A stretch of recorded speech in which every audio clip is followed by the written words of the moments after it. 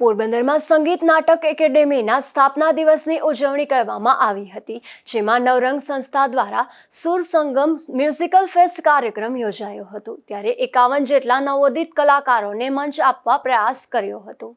પોરબંદરની જનતામાં રહેલ સાહિત્ય, સંગીત, નૃત્ય, નાટ્ય, ચિત્રકલા, છબીકલા, લોકકલા અને શિલ્પકલા સહિતની 9 જેટલી કલાઓને ઉજાગર કરી આ કલાના સાધકોને મંચ પૂરું પાડવા 2 વર્ષ પહેલા નવરંગ સાહિત્ય સંગીત કલા પ્રતિષ્ઠાનની સ્થાપના કરવામાં આવી હતી, જેના ભાગરૂપે નવરંગ સંસ્થા દ્વારા સમયાંતરે જુદી જુદી કલાઓના કાર્યક્રમો યોજવામાં આવે છે। ત્યારે હાલ સંગીત કલાને સ્ટેજ આપવા માટે સુર સંગમ ધ મ્યુઝિકલ ફેસ્ટ 2025 કાર્યક્રમ યોજાયો હતો।